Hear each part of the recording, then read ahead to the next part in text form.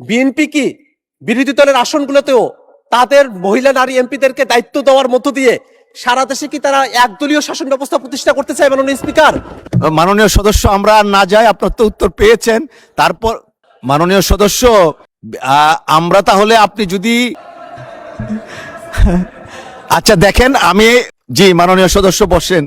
মাননীয় স্পিকার, আপনাকে ধন্যবাদ। বিরতির আগে এখানে এই সংসদে সরকার দলীয় সংরক্ষিত নারী আসনের একজন এমপি তিনি তার বক্তব্য প্রদানের সময়টাতে বলেছেন যে আমার অতিরিক্ত দায়িত্ব, অর্থাৎ তার অতিরিক্ত দায়িত্বের কথা বলে দুইটা সংসদীয় আসনের কথা তিনি উল্লেখ করেছেন রংপুরের। এবং তিনি সেখানে যাওয়ার পরে আমরা সেখানে বিএনপির যারা নেতাকর্মীরা আছে তাদেরকে আমরা এই ধরনের বক্তব্য দিতে শুনেছি যে এই আসনে নির্বাচিত যিনি এমপি তিনি আসলে এমপি না, সংরক্ষিত আসনের যিনি এমপি তিনি আসলে সেখানকার এমপি। যে ধরনের কাজ হোক না কেন সেটা তার মাধ্যমেই সেখানে হতে হবে। আবার সেই দিন আমাদের প্রতিমন্ত্রী শাহে আলম সাহেব তিনি সেটা বলছেন যে এরকম অতিরিক্ত কোনো দায়িত্ব দেওয়া হয় নাই। আজকে একজন মহিলা সংসদ সদস্য তিনি বলছেন যে অতিরিক্ত দায়িত্ব দেওয়া হয়েছে, সেদিন মন্ত্রী বলছেন যে অতিরিক্ত দায়িত্ব দেওয়া হয়নি। আসলে কোন বিষয়টা সত্য? দ্বিতীয় বিষয় হলো, এই যে অতিরিক্ত দায়িত্ব দেওয়া হচ্ছে সেই অতিরিক্ত দায়িত্বের আওতা কতদূর, সেই অতিরিক্ত দায়িত্ব কিভাবে পালন করা হবে, সেই অতিরিক্ত দায়িত্বের সাংবিধানিকতা কতদূর সেটাও আমরা একটু জানতে চাই মাননীয় স্পিকার।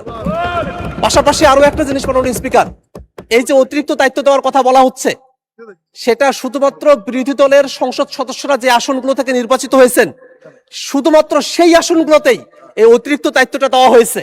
এর মধ্য দিয়ে একটা জিনিস কিন্তু খুবই আশঙ্কার জায়গা তৈরি করছে, বিএনপি কি বিরোধী দলের আসনগুলোতেও তাদের মহিলা নারী এমপিদেরকে দায়িত্ব দেওয়ার মধ্য দিয়ে সারা দেশে কি তারা একদলীয় শাসন ব্যবস্থা প্রতিষ্ঠা করতে চায় মাননীয় স্পিকার? এটাও আমরা বিএনপির কাছ থেকে জানতে চাই মাননীয় স্পিকার। এই সামগ্রিক বিষয়ে আমাদের কাছে এখন অনানুষ্ঠানিক ছিল, কিন্তু আজকে সংসদে এটা আনুষ্ঠানিকভাবে এটা সামনে এসেছে। আমরা এই বিষয়টা একটা সুরাহা চাই, সরকার দলের কাছ থেকে আমরা এই প্রশ্নের ব্যাখ্যা চাই মাননীয় স্পিকার। আপনাকে ধন্যবাদ। ধন্যবাদ মাননীয় সদস্য। আমি আহ্বান জানাতে চেয়েছিলাম, এর মধ্যে মাননীয় স্বরাষ্ট্রমন্ত্রী দাঁড়িয়েছেন। মাননীয় স্বরাষ্ট্রমন্ত্রী মাইকটা দিবেন দয়া করে প্লিজ। মাননীয় স্পিকার, কিছু বিষয়ে আপনার কাছে আহ্বান চাইলেও আপনি সময় দেন না। আজকে যে নিজের থেকে ডাকতে চাইলেন, অনেক ধন্যবাদ। মাননীয় সদস্য জনাব আখতার হোসেন যে প্রশ্নটি উত্থাপন করেছেন পয়েন্ট অফ অর্ডারে, সেটা আজকের জন্য বোধহয় পয়েন্ট অফ অর্ডার হবে না। তারপরেও যেহেতু উত্থাপিত হয়ে গেছে, আপনিও আহ্বান করছেন জবাব দেওয়ার জন্য, আমার জবাব দেওয়া জরুরি। এই মহান জাতীয় সংসদ 300 সদস্য লইয়া গঠিত হইবে আর্টিকেল 65। আর্টিকেল 65(3) এর অতিরিক্ত আরো 50 জন সংরক্ষিত আসনের মহিলা সংসদ সদস্য লইয়া এই সংসদ গঠিত হইবে। 300 সদস্যের যে একক আঞ্চলিক এলাকা, আর্টিকেল 65(1), এই একক আঞ্চলিক এলাকা উপজেলা, পৌরসভা বা ওয়ার্ড বা ইউনিয়ন ক্ষেত্রমতো যাহা প্রযোজ্য, ডিলিমিটেশন অ্যাক্ট অনুসারে under this constitution delimitation act করা আছে, এবং ডিলিমিটেশন অ্যাক্ট অনুসারে সেই নির্বাচনী এলাকাগুলো ফ্রম টাইম টু টাইম ডিলিমিটেটেড হয়। এইবারও কয়েকটা হয়েছে।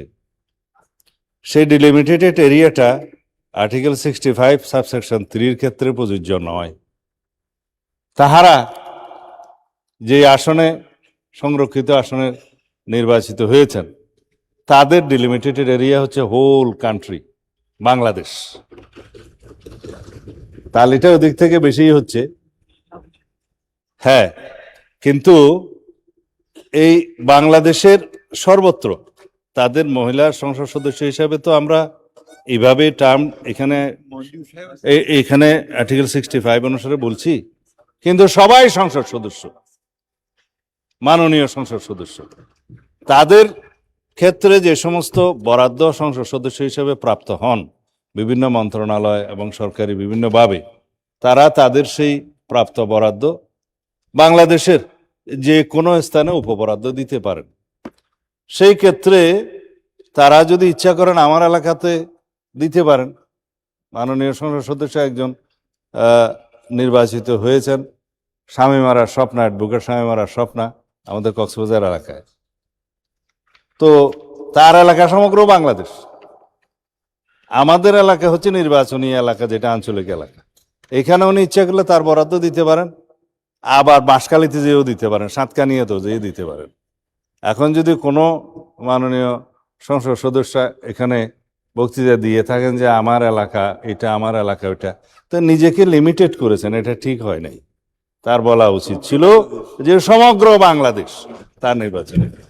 তো ওই হিসেবে মাননীয় সংসদ সদস্য যেটা জনাব আখতার হোসেন উত্থাপন করেছেন যে দায়িত্বপ্রাপ্ত বা সুনির্দিষ্ট এলাকা, সেটা তাহাদের ক্ষেত্রে প্রযোজ্য নয়।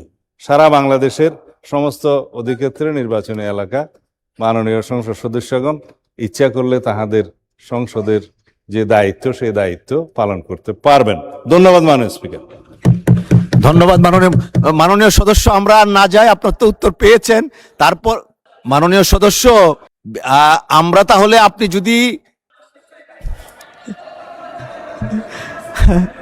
আচ্ছা দেখেন, আমি জি মাননীয় সদস্য বসেন না, ওনারা মাঝে মধ্যে ইউএফটি ফার্স্টের সাথে ট্রেড করুন যে কোনো জায়গা থেকে।